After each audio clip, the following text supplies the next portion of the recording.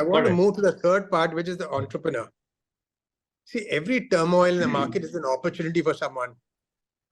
I just want to generate some interesting discussion here. I'll tell you a story about an incident that happened to me almost 50 years ago. I used to be a merchant banker in Greenleaf's Bank in those days. I had an appointment with Mr. Vittal Mallya, the father of Vijay Mallya. So I went to his house. He was a very simple man. His office, the rest of his UB was up one of the higher floors, but he had a small office on the ground floor near the elevator.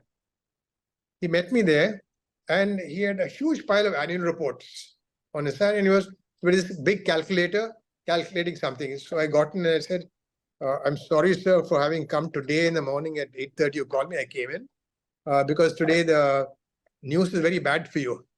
He said, what bad news? I said, look, Moraji Desai has announced that in 10 years, there'll be total prohibition. He says, no problem. You come at a good day. Because if he was serious about prohibition, he would have done it right away. He just explained to the gallery. So this is an opportunity for me to buy off other breweries left, right, and center because they'll be shit scared. And I'm analyzing all the annual reports to see which one I can buy. Codes, all these were there. And he actually bought many of them. He saw the opportunity as an entrepreneur to buy all these guys at rock bottom prices. And he said, look, you come here and maybe you can help us get some funding. But, I'm not too much keen on too much debt. I will balance it out, but maybe you can help us. So here's a case where the world thought that UB is finished and he thought that this is a great opportunity to build it. And the way it grew after that was unbelievable.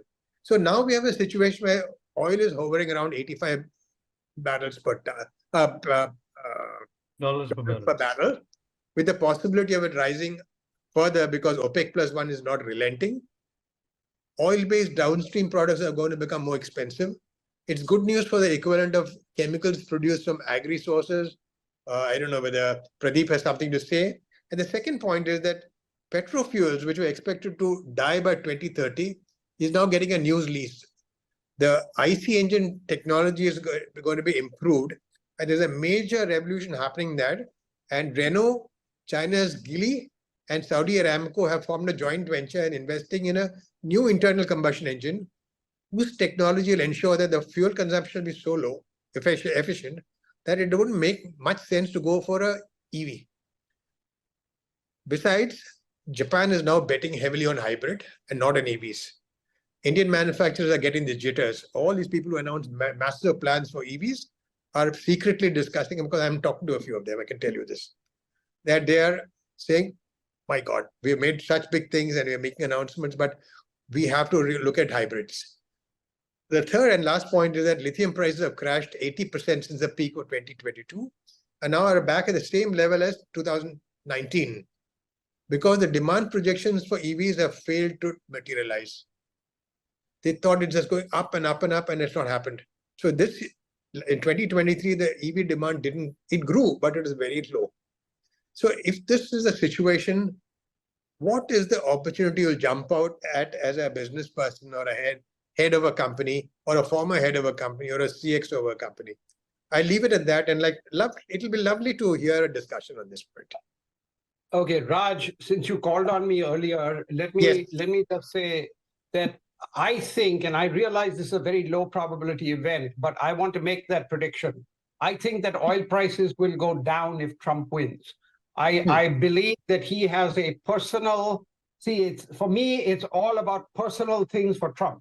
I think he will have a personal interest and he will make a deal with Saudis so that the oil supply will increase. You're right that USA may not need it that much, but the world needs it. And I think prices will actually come down in a fairly short time. Within, I'd say, a few months of Trump coming to power, oil prices will actually come down. And that's a prediction. I mean, I know I could be wrong. I know it's a low probability event. That's my prediction. Yeah. So that's a very interesting point you brought. The whole idea of this discussion is to bring out different points of view so that we're not stuck with one point of view and we get enriched by everybody's points of view on a very important subject like this. So given that this current situation is there where petrofuels are not going to die out. IC engines are not going. Lithium prices have come down because what happened was expecting EVs are not happening. And even Indian manufacturers are backing down now. Elon Musk is refusing to come to India because he's got capacity utilization issues there. He's not going to set up another factory now. So if you're a businessman, what is the opportunity you look for? Or if you're a CEO of a company, which means you're still an entrepreneur running a company, or a CXO.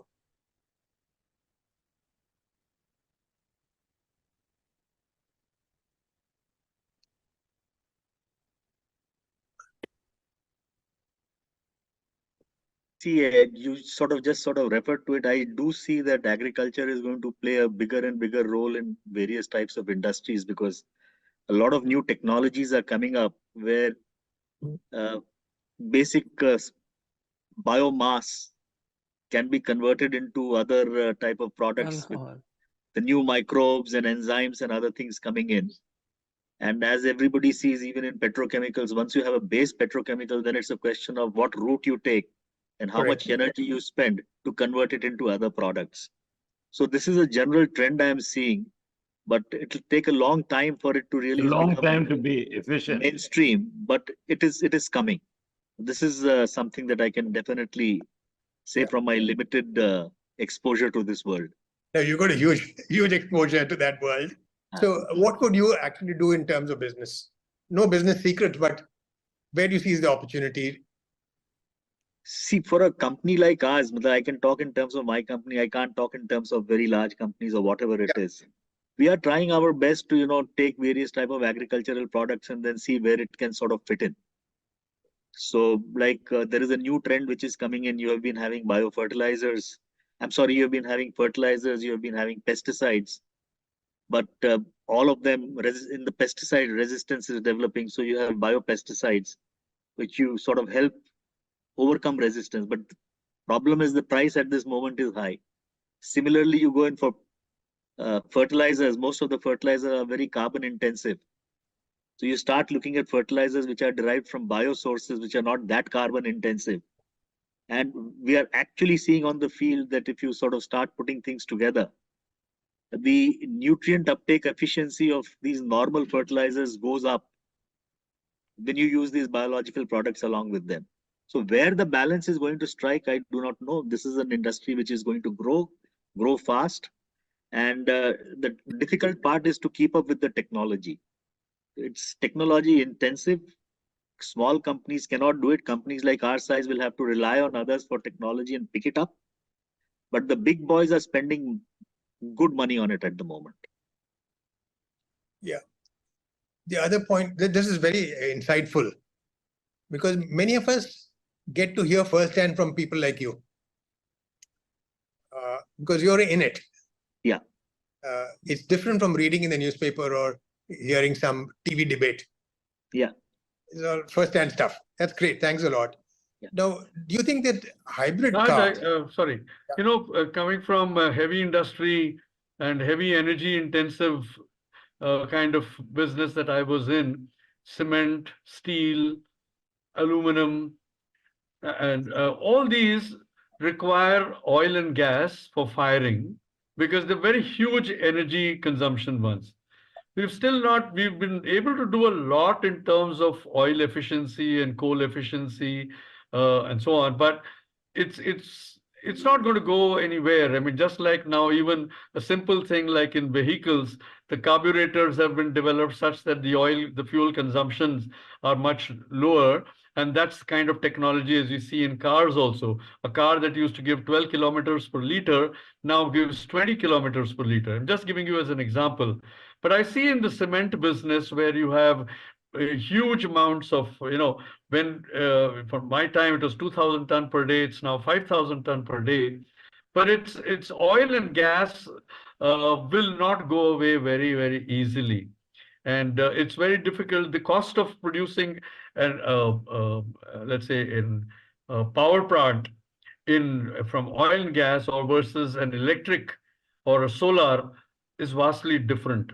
So I think energy efficiency and manufacturing engineering is going to really take off. And I think that's where India in particular, and I think even the world in Europe particularly, are going to look at how efficiency can improve in terms of usage of oil and gas and so on. This is my reading. Yeah. So as an Right. entrepreneur, you can find some opportunity within that. Now, right now, right, when I say right now, I'm saying in the last 3 years, a lot of companies in the auto component business, especially those who are dealing with engine parts, are almost winding down and are in bad shape. They're selling off. Would you think it's a good idea to go and buy off one of those companies?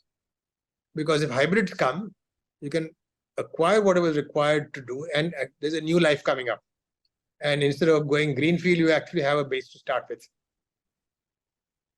A lot of people have thrown up their hands and are waiting for death. That's the time to buy, like our friend Vittal Malia did. How about that? When the net value is minus. It's an interesting thought.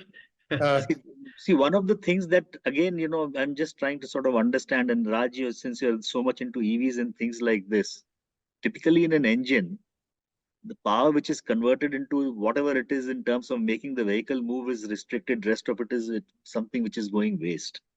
Yeah. Now you talk in terms of an electric motor, you turn around and say, okay, look, it is very energy efficient. You're not wasting anything. Carbon footprint is less. But the fact is, to produce the electricity which goes into the car, whichever way it is, you have to have a power plant somewhere. Correct. Which is also belching out smoke, belching out CO2, belching out everything. Only thing is, the larger the power plant, the more efficient it is. So it might be belching out less CO2 in comparison to what an individual engine would do if you just sort of accumulate everything here and accumulate everything there. And that is where the hybrid becomes very interesting. Yes. Because if you are having a power plant right next to the source where it is being consumed, you can bring in efficiencies of a different nature. Absolutely. So I agree with what you're saying, that hybrid is a very, very interesting situation. A very fine-tuned fuel efficiency. Yes. Yeah.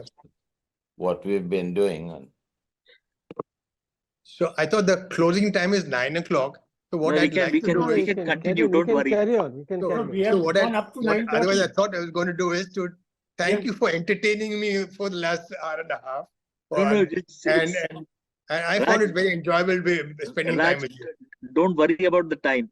I think time is unlimited. we I have guess, ended but even it's as only late when as people go 9:30 for and dinner past and all in 9:30. India. That's all. We have been waiting 75 years to hear this. I see. So time is immaterial. Okay. So Raj, can we come to to- crypto and the crypto speculators on the just a dollar minute. demise? Just a What do minute. they? Just a minute. Is I crypto want to going to talk- die? I want to ask a question.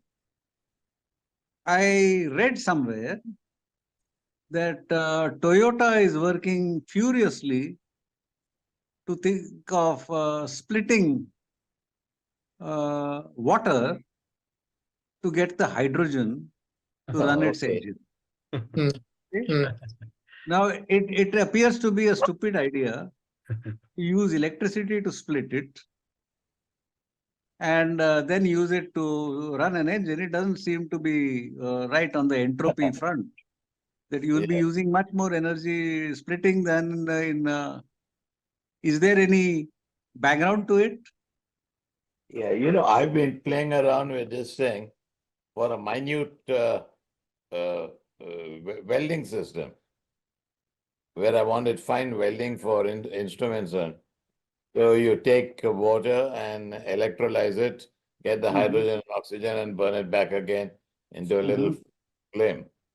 And now this is on a very basic scale, but adding more controls, you can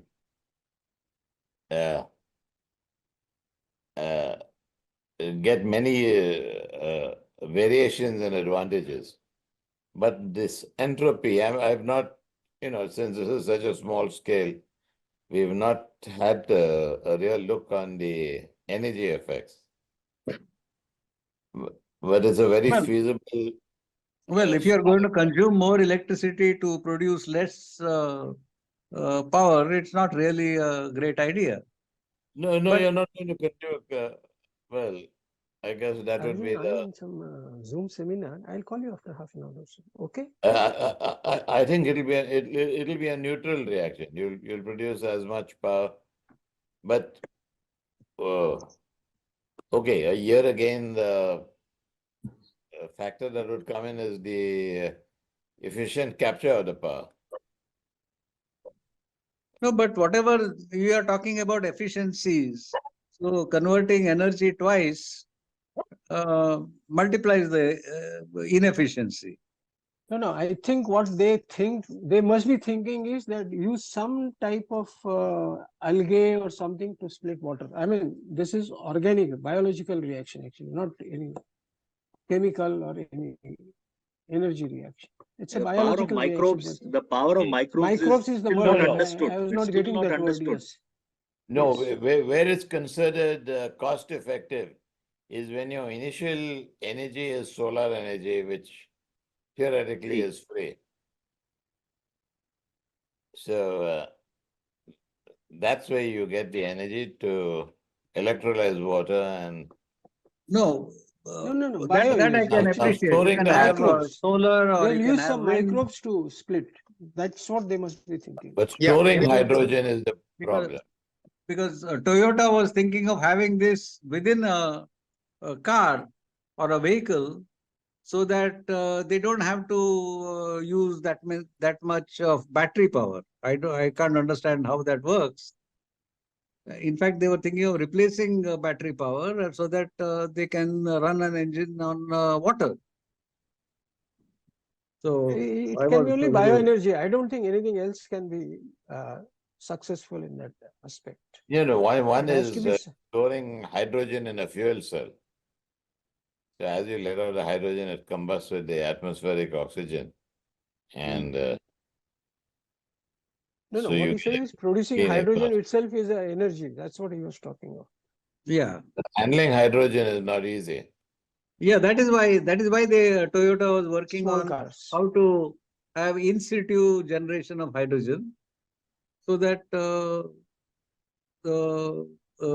problems of carrying hydrogen is not there, and it's much easier carrying water than hydrogen or any other fuel. Because compressed It sounded hydrogen very has interesting, but I Yeah. could not it's figure the out. hydrogen fuel cell with electrochemical, which showed a lot That's of a promise, but totally. I've not heard of I mean, even now we now have hydrogen in cars in the US. It's a little dicey, but it's there. It's a clean fuel.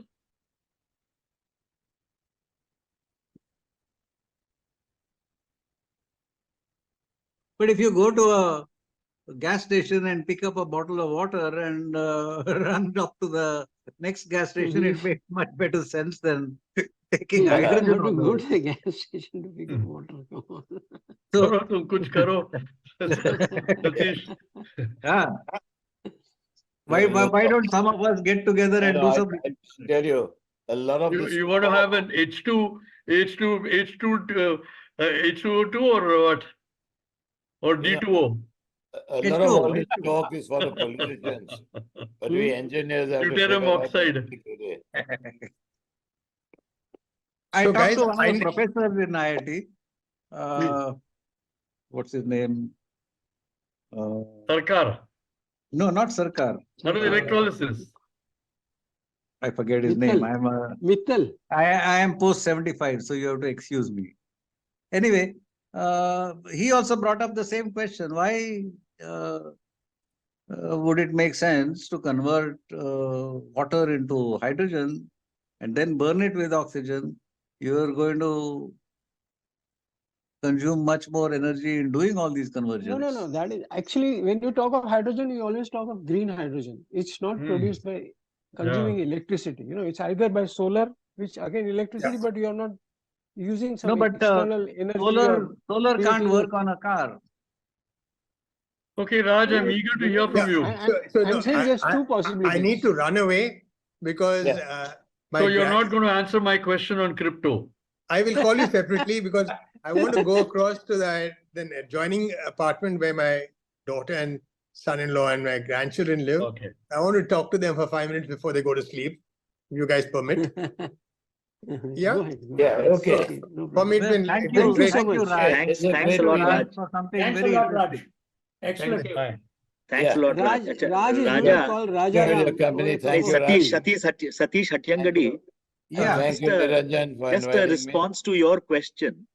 yeah, See, sometimes what happens is, like, say, for example, you are having a steady state of power in whatever electricity or battery or whatever it is you have. Yeah. But you need a spurt of energy which comes as a burst. mhm. So if you convert that electrical energy by hydrolyzing water or electrolyzing water Yeah. into hydrogen and oxygen, Yeah. and for Yeah. short periods of time, you can get very, very strong bursts of energy when you do the combustion, which you may not get otherwise. So that could be one of the reasons. Initial acceleration or something like that. Just a thought. Well, Let's see. Pradeep, We'll get that. Pradeep, Ah. let me tell you what I was interested in. Yeah. If you take a petrol engine and run it on CNG, the CNG does not have enough power. So I was wondering how we could augment the power of CNG with hydrogen. Okay. Okay. It makes things very much cleaner. Possibly, yes. Why not? Okay. And probably it will work quite well because we are using a lot of CNG. No, but a vehicle. diesel engine runs much better on hydrogen. You know, Motorcycles. if you Okay, can, what time if do you we can have? sort It's of 9. Okay. lace the CNG with hydrogen, it might do the job.